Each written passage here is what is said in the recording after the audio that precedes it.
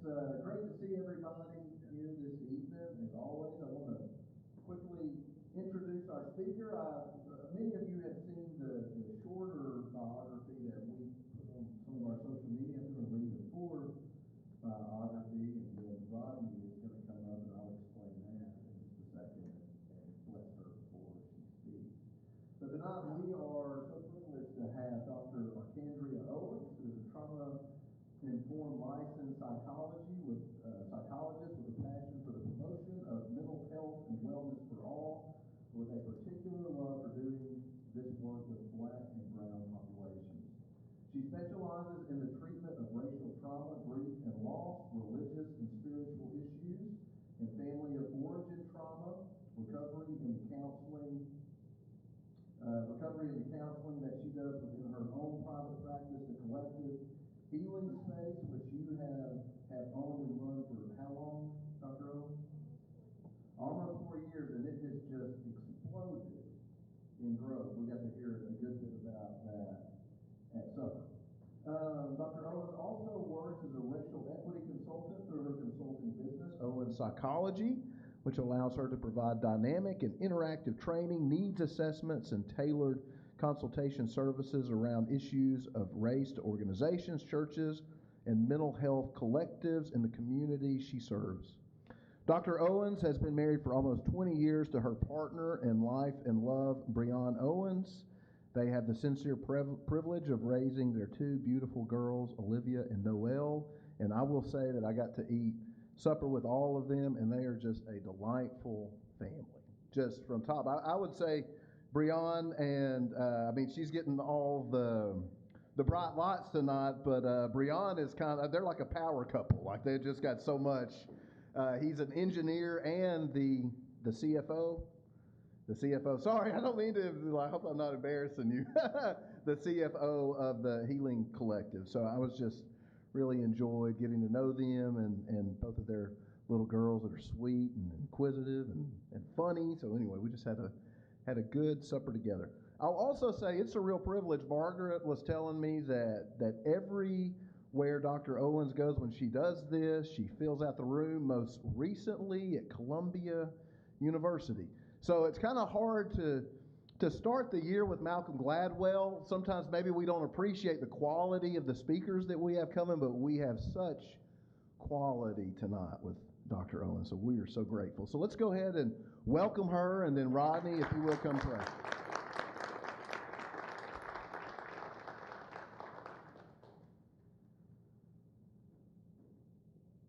So Margaret and I have known Candy and her husband Breon since they were 18. I performed their wedding ceremony. On Father's Day, I know that my first Father's Day greeting is going to come from Candy. She loves calling me her dad out in public because she loves the looks we get. On Mother's Day, she does the same thing for Margaret. She sends Margaret the first Mother's Day greeting she typically gets on every Mother's Day morning.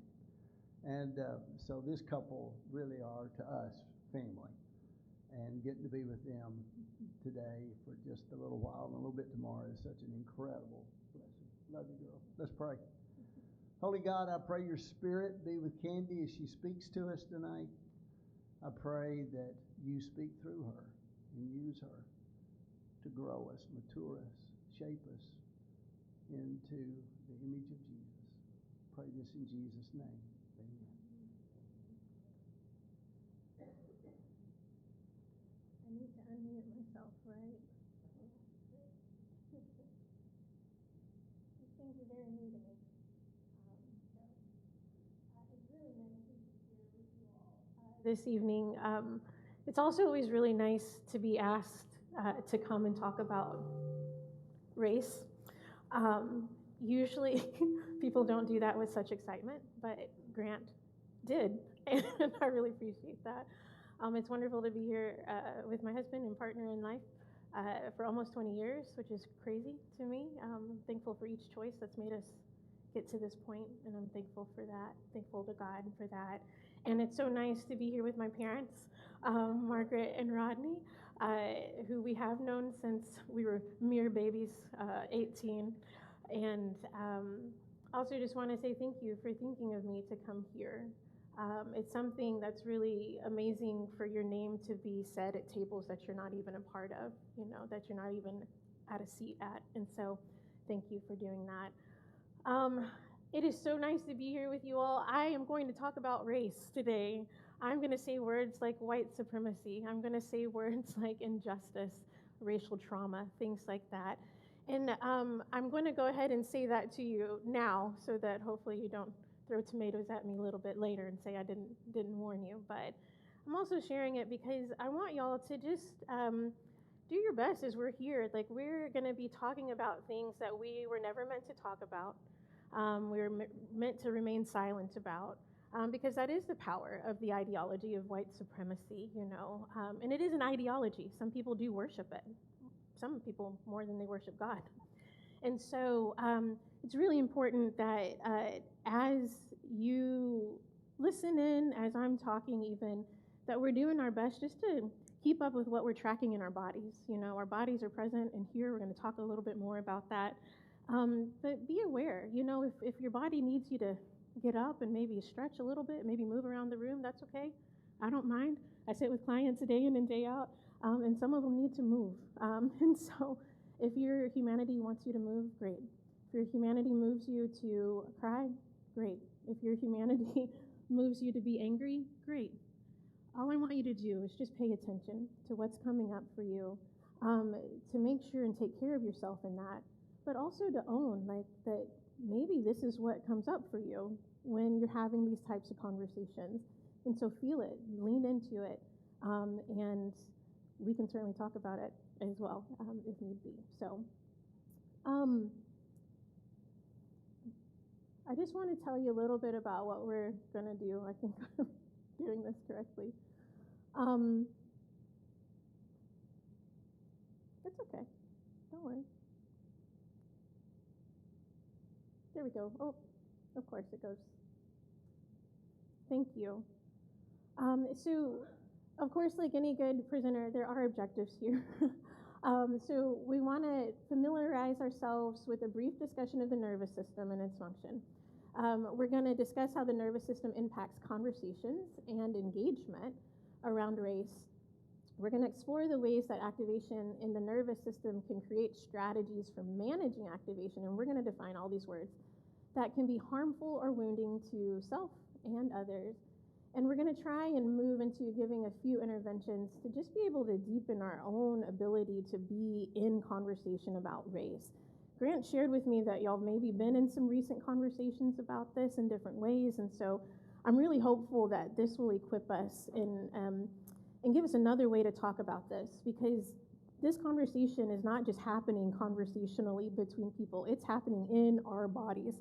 There is lived experiences happening in ourselves that keep us from moving towards these conversations. Oh, maybe this is just me. There we go. So that's a little bit of where we're going. I'm hopeful we'll have a little bit of time for your Q&A, but I'll also be around. So if you have questions, I definitely want to hear from you. So this is a brief review of the nervous system. Anybody ever heard of the nervous system? Okay, yeah, some of you. That's okay. I'm about to give like a 30-second overview of probably one of the most important systems that we have in our body. I would encourage you to, do some more research if you'd like, but I hope that this will be helpful. And I'm just going to be looking back, so please don't, since that is disengagement, I'm just wanting to read what's here. So the nervous system, what it is and what it does. It's a system of nerves that extends from the brain through the spinal cord and throughout the body. It facilitates communication between the brain and the body. So it's nerves. They're all throughout your body. And what they do is they help your brain communicate with your body about what to do next, how to respond to different environmental cues, different interpersonal cues. This system is responsible for waking us up, helping us breathe, and sustaining life. It mobilizes us and supports our thoughts and emotions. So it's a pretty comprehensive system. It's emotional, it's mental, it's physical, all of those things. And the nervous system, I also believe, is definitely highly spiritual as well. We can talk about that at another point in time, though, maybe over some dinner. But this is a really important system, and it's largely, it's largely automatic as well. So what happens in the nervous system as the brain communicates with the body, it's happening beneath our conscious experience, which is really important here when we talk about breathing and taking our next breath. Thankfully, we don't have to think about taking our next breath. A lot of us don't even pay attention to our breathing throughout the day. How many of you intentionally breathe throughout the day? Anyone? Meditatively? Yeah, great. Wonderful. Okay. 2. So that could be a place. That could be a place where, maybe we can do some good work too. But the nervous system, when there is a threat in the environment or even relationally, our nervous system is responsible for navigating the survival energy that comes from our attempts to survive the threat. So we're going to see this in action in just a little bit. But it's really important, that our nervous system, where it kind of like does its best work, is when there's a threat in the environment and it mobilizes us to get out of the way of the threat. It's the thing that puts that survival energy into our bodies. It makes us get out of the way when there's a shark in the water. We see a fin, right? Or if there's a lion, tiger, or bear in the environment. So this happens through the activation of our sympathetic and parasympathetic nervous system. Now, sympathetic nervous system, here's the nervous system. It branches off into 2 different things. The sympathetic nervous system is the thing that probably we all hear about. It makes us fight, it makes us flee, it makes us freeze, or it makes us fawn. Has anybody ever heard of any of those? Okay, anybody well acquainted with fighting when a threat comes? Yeah, good. We got some fighters in the room. Great. We need those. There's also, so that means, we're going to probably stand our ground. We're probably going to fight whatever the threat is. We'll see this in action again in just a moment. We also have people who flee. Do we have some good fleers in the room? I'm a good fleer. Okay, fleeing's not what people do here. Good. Okay, that's all right. There's fighters, no fleers. 1 fleer. Yeah. What about freezers? Like sometimes when the threat happens, we get a little still. Oh, there's some freezers. I'm a freezer too. It kind of depends on the situation, right? And then there's fawners. Fawners is kind of like this really interesting one. It's where we try and play nice with the threat. Yeah, there you go. We try, nice, thank you for that. Yeah, we try and appease the threat. We want it to just, don't notice me. Okay, so I'm going to do this kind of thing to make sure it doesn't attack. So that's the sympathetic nervous system. We're meant to live in that system for just long enough to get out of the way of threat. That's how long it's supposed to be. The parasympathetic nervous system is where we want to kind of live our lives in a lot of ways. It's called the rest and digest system.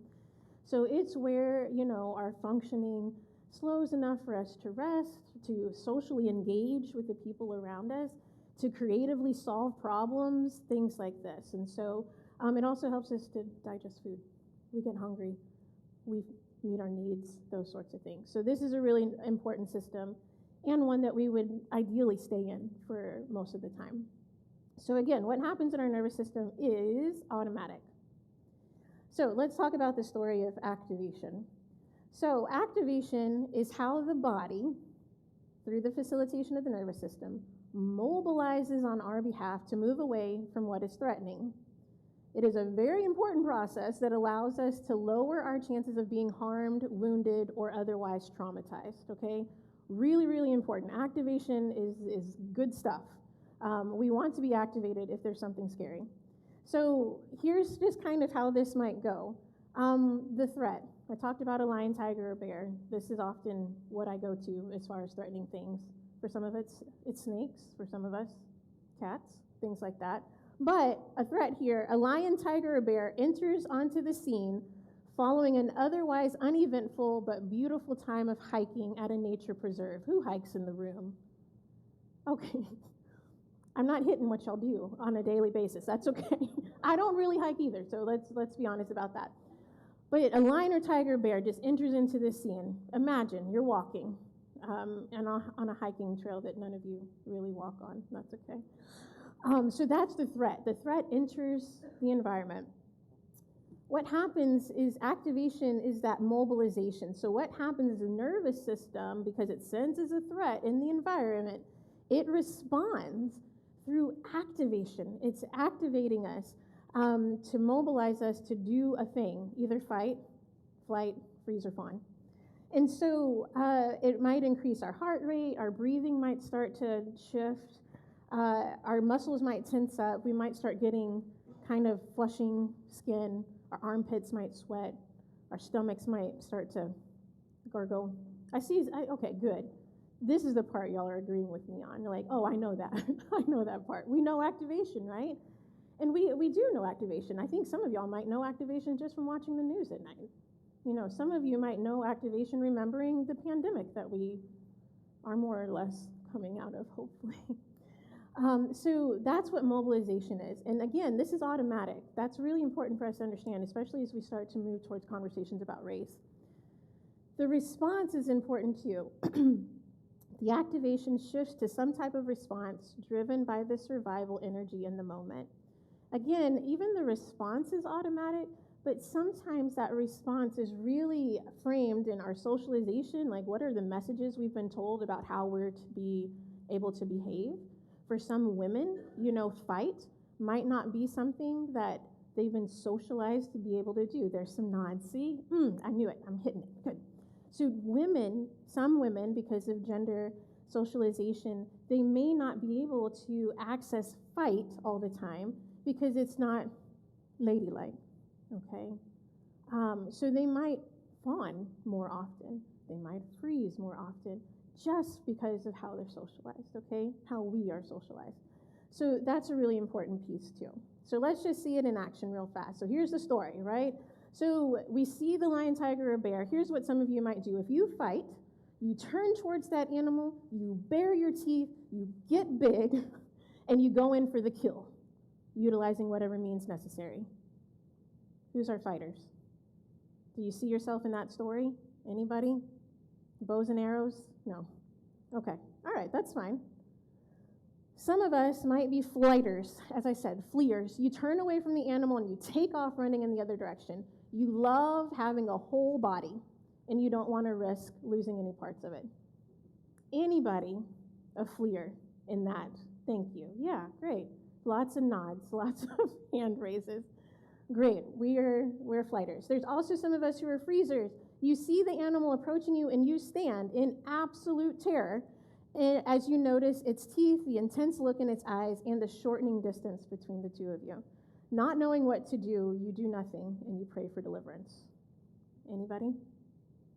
Yeah, okay, good, all right. And then there's the fawners. As the animal approaches you, you begin to speak to it in a calm voice with gentle words you hope are soothing. If you can just get the animal to listen, surely it might respond differently. Anybody who's like, hey, we're okay. Don't worry, I'm not here to hurt you. Yeah. And again, these are so important. And again, we're talking about, this is the story of activation. When activations occur, these are some of the options that the nervous system naturally takes. And so hopefully, you can see yourself up there in some kind of way. Now, this might vary with the threat, right? It could be, an animal that you don't like. It could be a person. It could be, historically, traumatic experiences that can bring up these sorts of mobilization too. These again are automatic, but they are framed. Sometimes the responses are also framed in our messaging, our socialization, things like that. How are we doing? Does that feel like we're understanding? Yeah, great. Okay. So sometimes we use strategies to manage the activation. So these yellow arrows are just letting us know these are places where we can actually intervene on this thing that automatically happens. And so let's take a look at what those things could be. So some possible strategies of not running into a lion, tiger, or bear on a hiking preserve is you could go during the off season, right? You could not go on the same trail. If you've seen a lion, tiger, or bear on one trail, you say, I don't want to do that anymore. I'm not going to go that way. You could stop hiking altogether, which would probably be my option. Okay. I tried that thing once. It didn't work out. I'm all done. You could also, have preparation to defend yourself. So this thing has happened. There's been a threat, but ways that you might stop yourself from fighting, fleeing, fawning, all those things, is you could research strategies for survival, right? So some of you know, I don't know what the strategies are, but I think with a bear, you're not supposed to make eye contact, right? And are you supposed to get big? Anyone? Depends on the bear. Of course it does. Of course it does. So, okay, so I'm already out. I'm already out. So you can research strategies for survival. You could take a willing friend. I have heard that as long as you can run faster than the person that you're with, you should be okay, right? I'm kidding. It's not the way of Jesus, but so take a willing friend. But you can, there's power in numbers. You might feel safer. You could arm yourself. In our neighborhood, we have deer. You can bow and arrow them, apparently, but you can't gun them down, which I think is good. But you can figure out what can you do with this nature preserve and whatever. You can also just try and help your system to once it starts to mobilize, you get that shallow breathing, that heart rate change, and things like that. You might start to deeply breathe. Anyone deeply breathe themselves into feeling a little bit better? Yeah, it works. Yeah. You can relax your muscles. You can self-talk too, hey, I'm safe. It's going to be okay. And you can also engage in self-soothing actions. What do you need to feel safe? What do you need to feel good and regulated in that moment? So these are possible strategies. And again, this is how people will manage that activation in that particular situation. So this also, sorry.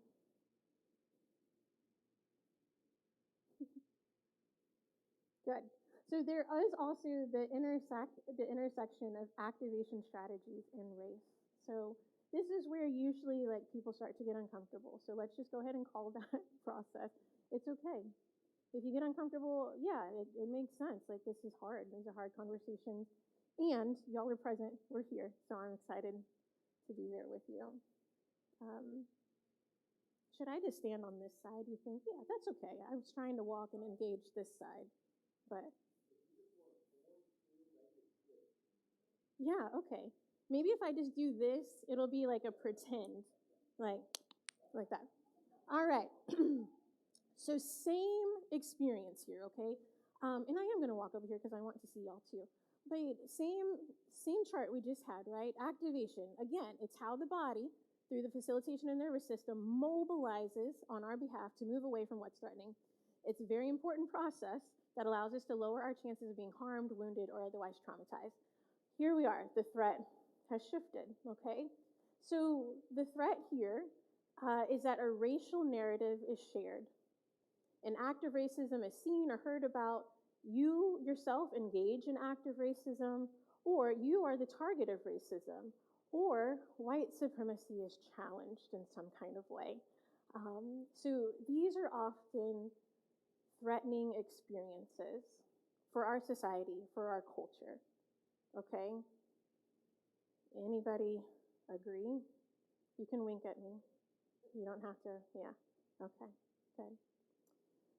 So that's the threat. And the reason it's a threat is not because we have good people and bad people, right? It's because this is scary stuff when we challenge the status quo. When the status quo gets disrupted, that's when things can go bad. Things can go scary. It's when solidarity between racial groups can get challenging. And so this is the threat. Racial narrative, racism. You've been the one who's engaged in active racism. You've been the target of active racism. White supremacy is challenged in some way. So that's the threat. The mobilization is the same, just as we talked about the last time, right? That increased heart rate, that shallow breathing, that muscle tension, all the things that really like let us know, oh my goodness, we've been a little bit disrupted here, okay? And then there's the response, which again is similar to exactly what we just talked about with the lion, tiger, or bear. Except, of course, this is like a challenge to the ideology. Want to see? Yeah. Okay. Did you see how I did that? It worked really well.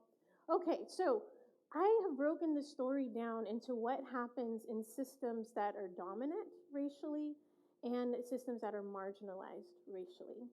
And the reason I've broken it down in this way, because we have dominance in nervous systems in different ways other than race. It's ability status, it's religious practices and things like that. It's also, age dominance, can, like sometimes age differences can create disparities as well. Socioeconomic status, social class, things like that. And so we're talking about racially dominant nervous systems. So these are white-bodied folks, okay? Or white appearing or racially white people. So we have a fight response here too, okay? So in a dominant nervous system, what can happen when fight comes on, because the threat of racism is there, is you immediately deny that something racist has occurred due to not wanting to be perceived as the oppressor. You might double down when you're confronted. You tell the other person that they are being racist, being too sensitive, that they're pulling out the race card, or they're just plain wrong. That wasn't what really happened. Has anyone ever seen anybody like fight in this way? Yeah, great. Yeah, great, thank you. So in a dominant nervous system, this is what fight might look like. Again, it's automatic, right? And it's fully framed in the messaging and the socialization of our culture, okay? Again, it doesn't make it benign. I want to make sure that I say this to everybody in the room. Just because this is happening and it's automatic and it's beyond sometimes our conscious mind, it doesn't make it have no impact. It doesn't make it benign, right? It still can be very harmful. It can still be very traumatizing. So that's what can happen in the fight. We have the flight as well. In the dominant nervous system, this could look like you leave the physical or virtual space. I've seen that many times. You become defensive and begin to rationalize your thoughts, behaviors, or explain your intentions. You might begin to cry or otherwise create space to accommodate and center your own nervous system disruption at what's being shared, okay?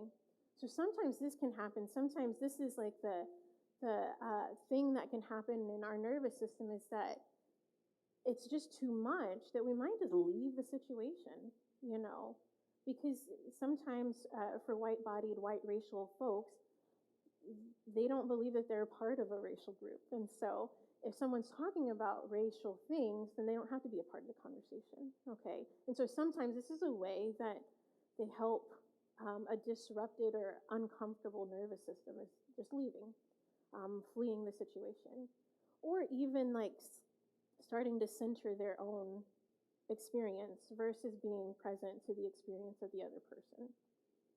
Anybody ever seen that before? Any of those pieces? Yeah.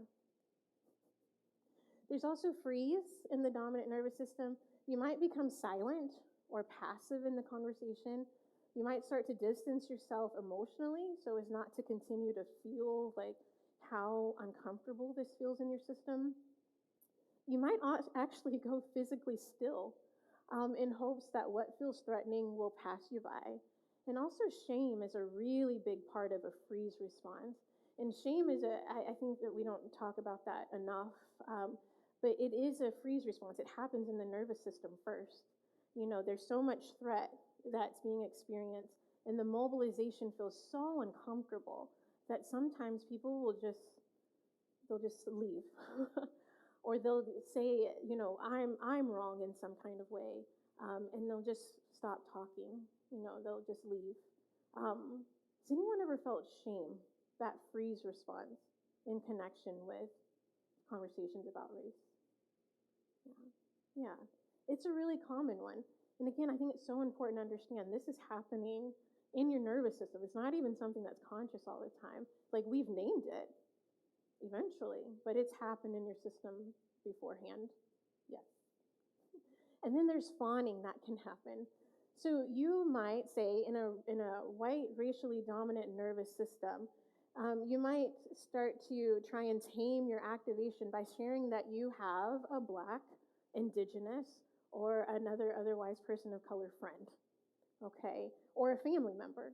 Or you might share what BIPOC businesses you patronage or the ways you and your family have championed Black and brown causes. You might also ask the Black, Indigenous, or other person of color what you can do without sitting with what is now. So sometimes that activation can become so much that you'll look to the person that's telling you, okay, the racism has occurred, and you might ask them to fix it. You might ask them, what do I need to do? Like, how can I support you? When really you're wanting to take away from the activation you yourself are feeling.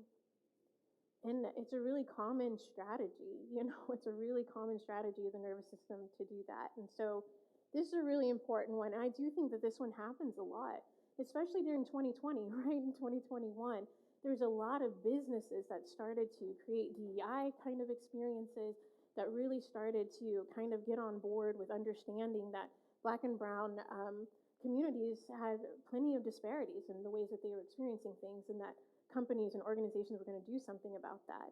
It was a collective fawn response. So we can start to name some of that now, since y'all know so much about the nervous system. So that's all of them together. And I just want to take a moment just to have us sit there, notice if you're noticing anything in your nervous system right now, if your body is maybe wanting to do something. And I just want to give full permission to just feel and experience that, while also trying to locate yourself up here. And your situation might look different. You might try and do something different to manage the activation. That's okay. I would encourage you to look at your own story and what creates that. So wonderful. So I wanted to highlight the story of marginalized nervous systems.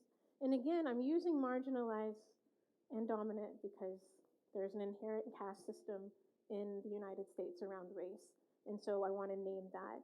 And recognizing that even as I use marginalized, it's because of societal things that have placed that name on folks of color versus that they are deficient in some way. So just want to name that. But for fight, so again, if we're looking at a threat has been experienced, racism has been experienced, what a fight response might look like is you immediately channel your inner Malcolm X, and call attention to the racist event that just happened. Even in the face of the potential of being called the mad Black or brown person, or your personal safety, you say what you need to say in order to stop what is welling up inside of you. In some cases, this also might include physical engagement. Okay? So again, it's a fight response. Again, some of this happens, right? It's very automatic. But this can be a way that some of that plays out. And again, it can look different for different people. So as far as a flight response, marginalized system, it might look like this. You immediately leave the racist situation or conversation physically or emotionally. You might cancel someone. You might put rigid boundaries in place, or otherwise relationally block the person, situation, or environment that has caused you harm. You leave the workplace or the institution that has been creating the issues. So that can be a flight response. Anybody ever seen or heard of anybody in your life maybe doing some of these things? Okay. A freeze response, maybe that one actually worked, can look like this. And pay attention to kind of some of the similar anatomy of some of this, in a marginalized nervous system. You might become silent or passive in the conversation. You distance yourself emotionally so as not to continue to feel the activation. And you might go physically still in hopes that what feels threatening will pass you by. You may even be seen as being complicit in your own experience of racism. And shame comes there too. If I had just done this better, if I just made this grade, if I had just said this thing better, which are things that I've definitely dealt with, then I wouldn't have experienced the harm that I experienced. And then we have the last one, fawn. You quell your activation by accommodating and becoming a caregiver towards the person who has harmed you. You also honor their intentions and diminish the impact to you. You provide education in the moment when you're asked. You problem solve the issue. You may physically become more proximal to the one who did the harm. So this can be the fawn response when racism has occurred and is the threat in the environment. Okay. Thank you. Yeah, thank you for your nod. I appreciate that. Yeah, it helps. So yeah, this is some of the way that the story can go for this one. There we go. So I don't know if any of you have seen some of these things in friends, in family members, co-workers, things like that. But it's helpful to kind of know, this is how some of this can manifest. This is the response, hidden in this, fight, flight, freeze, or fawn response. Okay, great. Okay. So again, here's those 3 arrows where it's just letting us know there are strategies that we can use, to kind of help with some of that. And I want to talk about that for some people, some of the common strategies, especially when we think about race and talking about race in particular, that people can avoid. They can deny, they can rationalize, they can justify, these experiences, saying the things that have been said, supporting the ideologies that have created racist and prejudicial experiences. Common strategies too to kind of, again, quell that, and tamp down that nervous system response is just being silent, and then not caring or turning a blind eye to the impact of racism.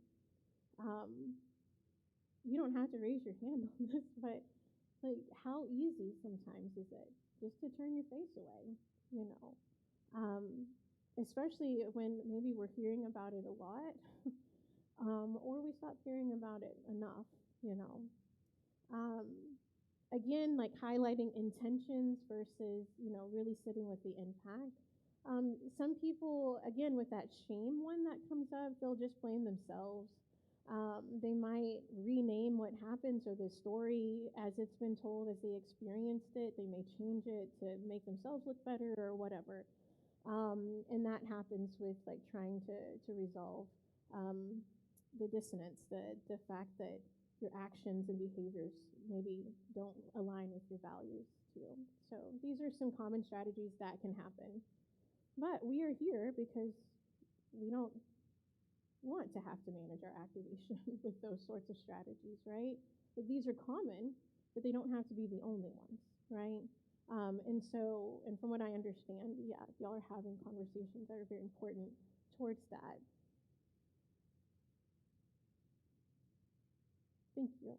So the impact is really important. The impact of those strategies that we just talked about, because that impact of denial, of justification, rationalization, things like that can become a pattern of engagement that impacts perspective, worldview, and the perception of reality. It can also change how the world is navigated and how others are seen and experienced, if they seem to embody, symbolize, or otherwise house the threat. So suddenly, for our systems, we can start seeing all Black people as, all brown people as, all migrant workers as, all immigrants as, we can start looking at people as threats versus humanizing them, and recognizing that more than likely we have a lot more in common than we have different.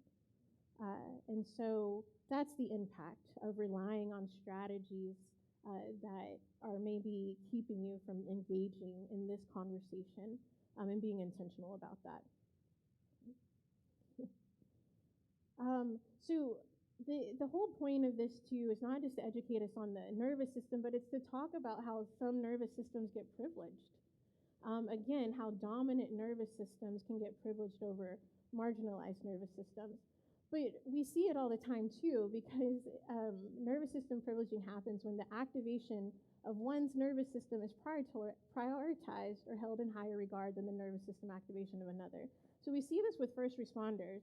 Are there any first responders in the room? Maybe not. That's okay. Maybe you know some, maybe you love some, right? We're very thankful for their service. But also healthcare workers, also parents too. Like we see in our children, like, disruption in their nervous systems, right? You know, they might be in a fight response, a pretty active fight response. None of your kids, I'm sure, but my kids can get in an active kind of, fight response. And we have to stay calm, right? We have to meet them still with love, meet them still with understanding and everything. And that's how we privilege their nervous system over ours. We could, like, get hype with them, right? None of you would ever do that, I'm sure. But we could, like, rise and, like, get upset and angry with them too. And some of us do. Some of us do. And, like, we try, and as parents, to privilege their nervous systems. We know that they're still growing. We know that they're still learning, so we're trying to do our best. We see it with healthcare workers, first responders. In what world does it make sense for someone to run into a burning building? Right? But if there's people in there, our firefighters do that all the time. They may feel in their nervous system the activation that makes them want to run and flee, right? But they privilege the nervous system of the other person that's in there, that's scared, that's fearful, anxious, all of those things, and they go in where a lot of us would be like, no, okay? We see it in the nursing and hospital staff, right? Who led us through COVID in the pandemic, right? They were scared, I imagine. They said, they were fearful for their lives, but they still did their job, and they did it, I think, in sometimes really very sacrificial ways. So they privileged the system of the other person in that way, and tried to override their own activation in order to be a good nurse, good physician. Does that make some sense?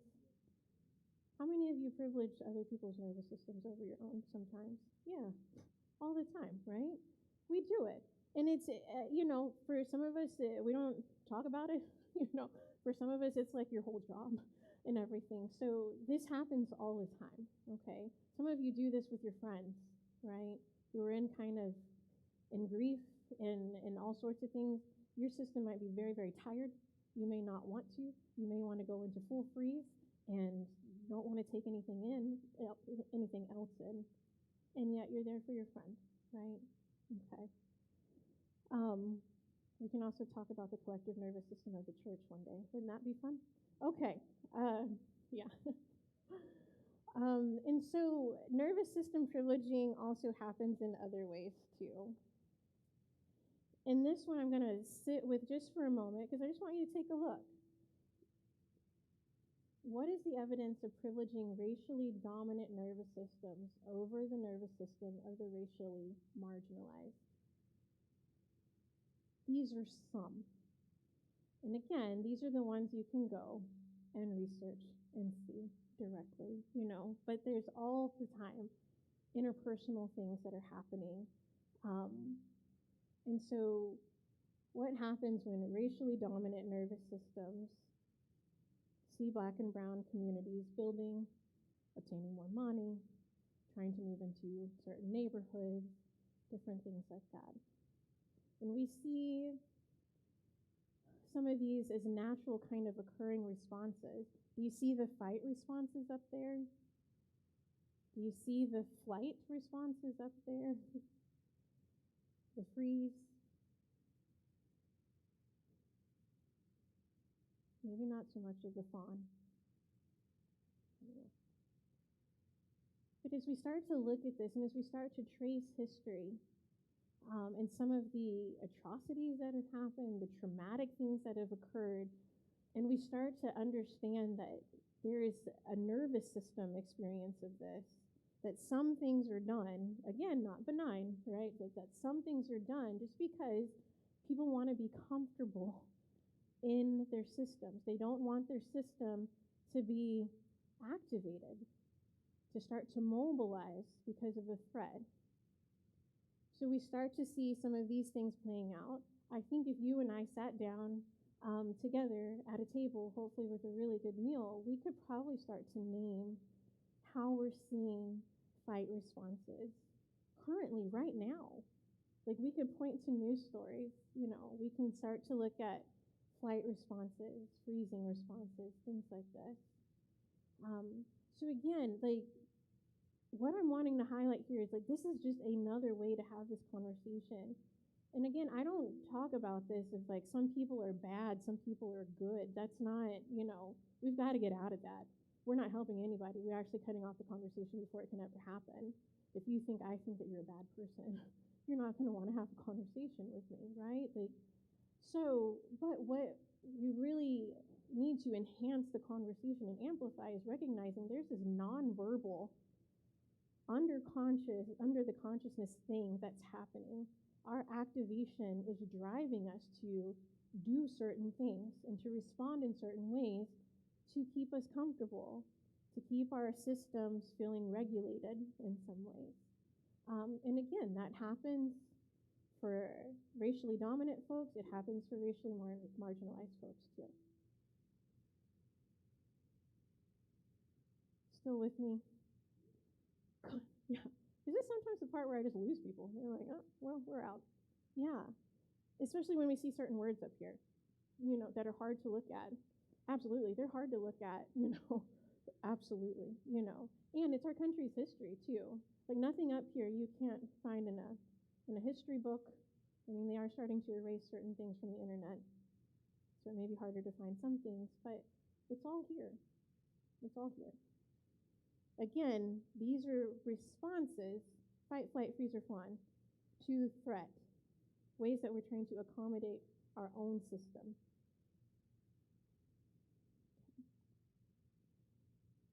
So we have some strategies for deepening our capacity, and I will be done after this. And I want to just linger on the word capacity. A lot of us know the word tolerance. We'll tolerate things. I think a lot of us will just grit and grind until we fall asleep at night, right? Anybody grit and grinders in here? Surely y'all are not. Yeah. Okay. Yeah. Okay. I am too. I'm a grit and grinder. But what I talk a lot with people I do these trainings with and workshops and different things and my clients is that we need to build capacity. Capacity is a different thing. It means that for some of us, we have a fruit bowl that's about this big, and we can fit like a little gala apple in it, sometimes with a bite out of it. So a little gala apple. And what we're trying to do, and when I talk about building capacities, we're trying to increase the ability for that bowl to hold more fruit. So I want a watermelon-sized capacity. Anybody else in the room want a watermelon-sized one? Maybe with some pineapple, a few different things like that, right? But for some of us, our capacity for this conversation, anybody? Not y'all. Maybe a friend. Maybe a family member, right? But what we don't know is this kind of fruit bowl for the conversation about race. Man, we've inherited that. That's generational trauma. We can also talk about what that means at some point too. But that's generational trauma. that we have such limited capacity to have conversations like this that we do nothing to disrupt the status quo. We stay silent. We stay complicit. I stay in my place, you stay in yours, right? I believe I don't have potential. You believe that I don't have potential, you know? So what we're trying to do is we're trying to build capacity, trying to make the fruit bowl be able to carry more than just a pistachio nut. I want watermelon. I want a watermelon bowl, you know? So what we're trying to do is deepen our capacity, build our capacity to endure the discomfort that happens in our system. That's the whole point of this. We want to be able to have bigger capacity so that we can experience the muscle tension, the increase in heart rate, all the things, the gastrointestinal bubble guts and everything that come up when we have this conversation, and be okay. We still stay in the conversation. We still stay present, right? Because that's what people need. We need presence to have conversations like that. How can you humanize anybody if you can't even be with them? You know? So this is really important. So common strategies around this, and I'm just going to move through them fairly quickly just because I want to be respectful of time and space. But some common strategies to increase the fruit bowl from pistachio to watermelon is to know your activation and why it happens. My guess is maybe tonight you know a little bit more about your activation. What happens in your body when racism is a topic? Would anybody be willing to maybe like just talk out what happened in your body as we started talking about racism? I got hot. My armpits started to sweat. You may see that. I don't know. I'm nervous about that. It's fine. But I started sweating. It's a particular racism sweat that I have. Got tight in your chest. Wonderful. Yeah. That's a common one. Yeah. Felt nervousness. Right. Yeah. What else did people notice? Yeah, maybe some guilt. Guilt and shame. There's that beautiful freeze response, right? And the thing about it is I want you to know none of these like responses is weird or abnormal, right? Like this is the nervous system doing what it was wisely designed to do. If there's a threat in the environment, all it wants to do is protect you. All your body wants to do is protect you. That's it. And like when we're talking about building capacity, like we've also got to know when we're safe. You're not unsafe in conversations about race. I will see this, and I say this all the time. White people, you are the safest person in conversations about race. Your safety. So that, is not meant for guilt or shame. That's hopefully something to empower you to kind of move differently around this. Because your life isn't being asked of you if you protest or if you are just driving a car with your 4-year-old daughter in the back and a police officer comes up to you, okay? So I think that's important. Anybody else know, like, what else happened in your body whenever I was up here talking about racism, saying the things? Anybody over here? Y'all are my favorite side.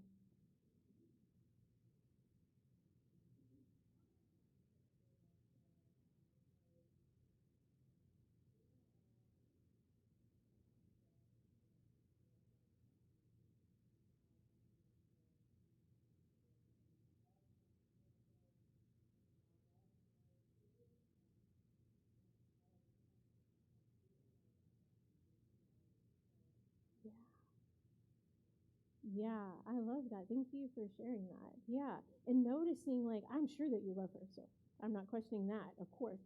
And figuring out, too, like, oh, maybe there's something like this nonverbal, like, nervous system level thing that's happening that you're trying to tame by doing this response, too. I love that. I think that that's a lot, for a lot of people, what's happening, too. Yeah.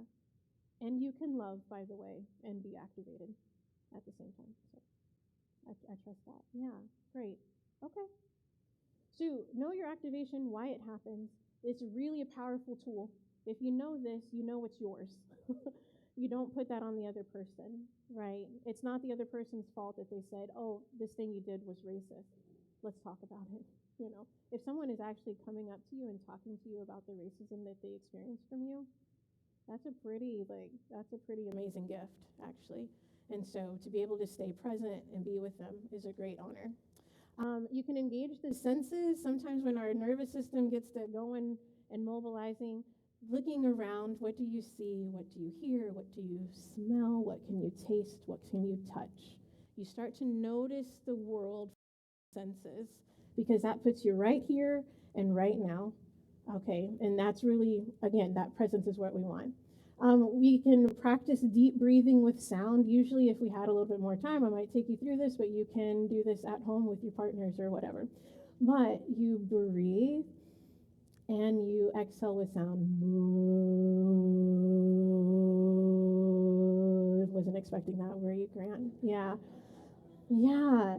This deep breathing and then the exhale with sound is really powerful because the sound is the most important part, but it activates a nerve that runs from your brain to the soles of your feet. It's called the polyvagal nerve. Anybody know about the polyvagal? Yeah, nice. Yeah, so it is a nerve that if it's stimulated, it releases a sense of calm. You should try it with your friends as a church.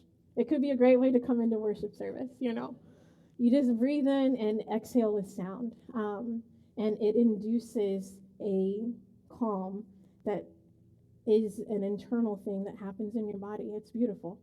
You can do small bodily movements. You may have seen on like TikTok the girl who's like upset and she starts doing this and starts like patting her body. You can do it much nicer, but just small little touches on your body helps to bring your body into the moment too. Someone says, hey, you've been racist.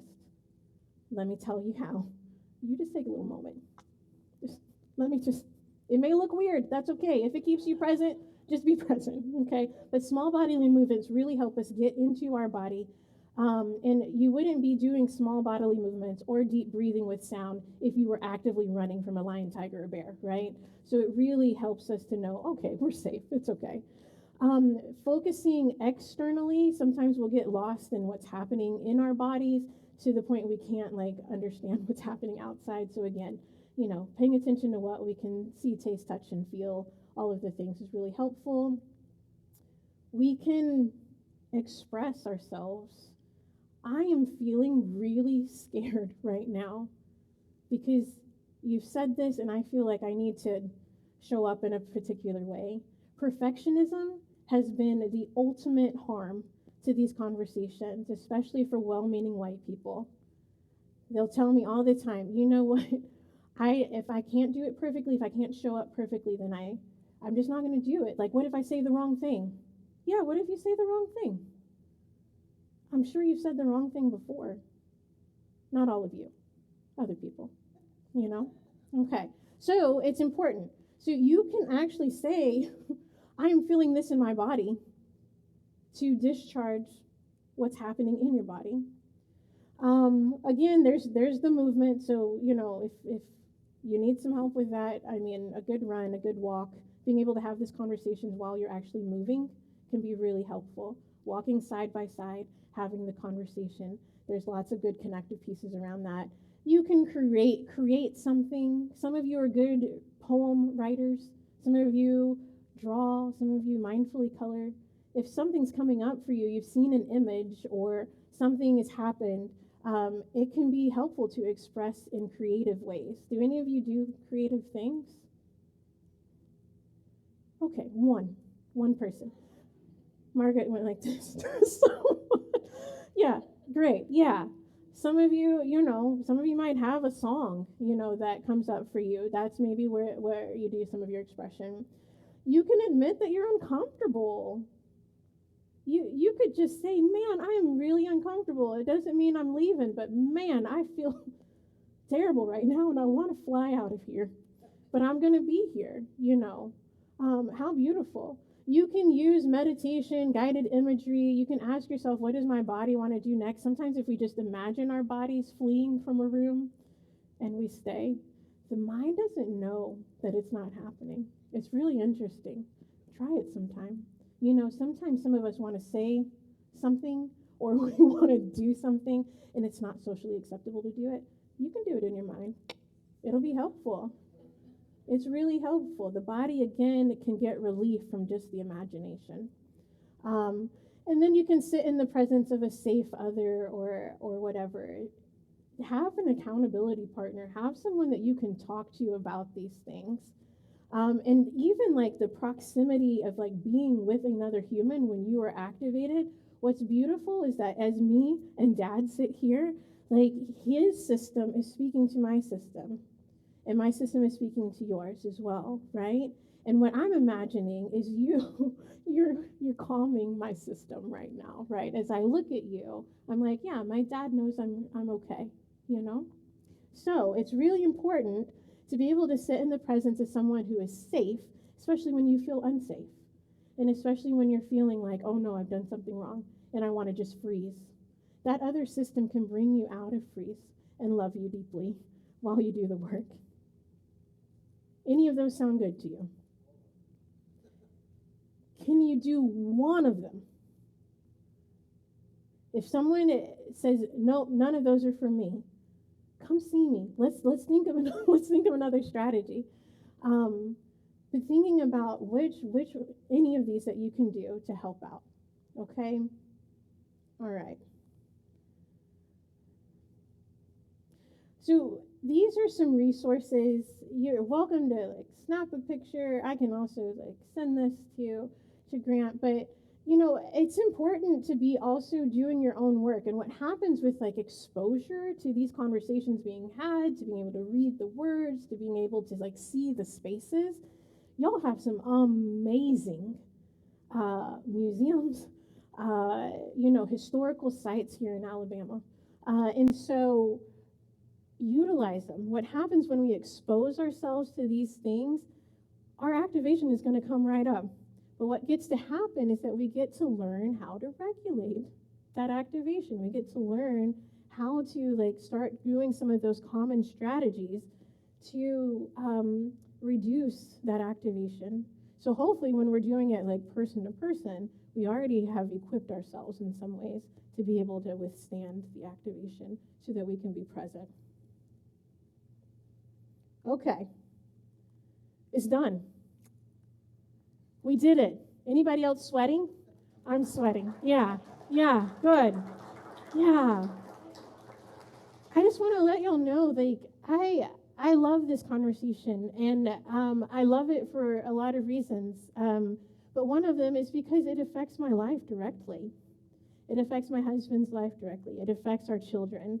Anytime I'm up here, I have these these bracelets on that have my daughter's names on them because it reminds me why I'm doing this. If I can in any way create a better world for them, I'm going to do it, regardless. Even if I'm scared, even if I'm anxious, And so I want y'all to know, I've put my direct information up there. Y'all call me. Y'all text me, email me, whatever. If something's coming up, if there's ways that I can come and be helpful to anybody here, to continuing the conversation, all that's there. There's a couple of QR codes up there. One is directly under the Collective Healing Space. That is my practice in Memphis, Tennessee. If you ever want to see what I'm doing when I'm not here in your presence, that's where I'm at.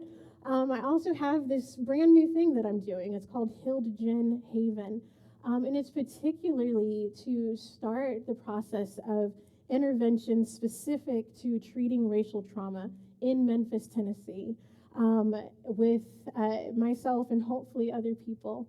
But what is there already is some free downloads to start looking at racial identity and development. How did you learn that you were white? How did I learn that I was black, right? And other different stories and journaling prompts like that. And so that's a brand new thing. So I just developed the QR code just for y'all.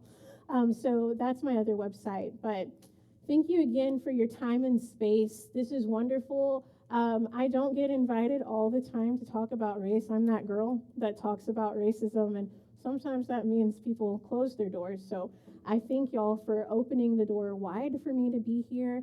I am here. I'd love to, have any conversations after this is done, but thank y'all again for letting me be here.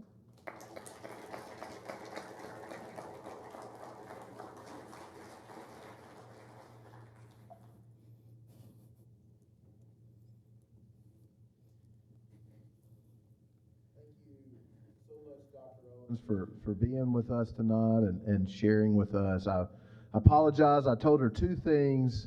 We're going to work great here, and y'all know I lied if I said the clicker worked great, because it never works great for me. But the monitor didn't work either, so I apologize for that. But thank you so much. I want to just name it.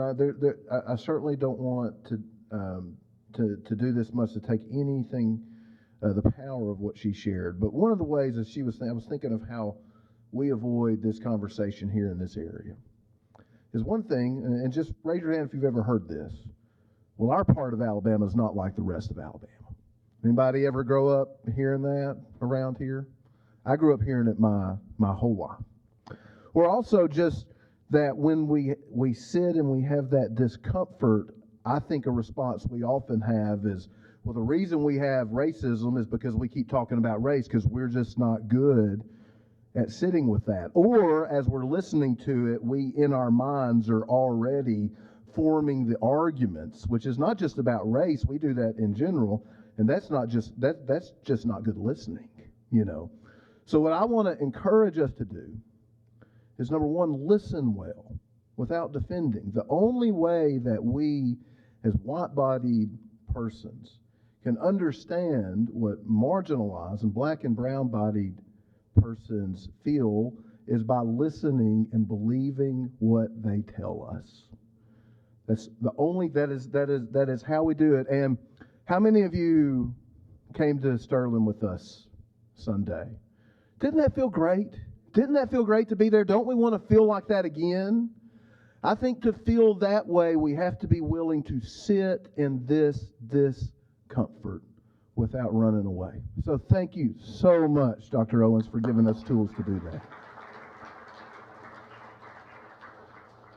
We're just going to go to God in prayer, and thank you for your time and for being willing to answer more questions. I have her PowerPoint. Is it okay if I share that with people that want it, or get with you and... Okay, we'll talk. All right, yeah. I want to make sure I'm not selling pushing anything on that's proprietary in any way. So let's go to God in prayer, and then we'll be dismissed. Creator God, we love you, and we thank you, and we are grateful. We are grateful to sit and to listen, and may we be better listeners. May we seek first to understand rather than to be understood. And may we all together be drawn deeper into your Spirit so that we can love each other the way that you love us. In Jesus' name I pray. Amen. Thank you. All right. You're dismissed.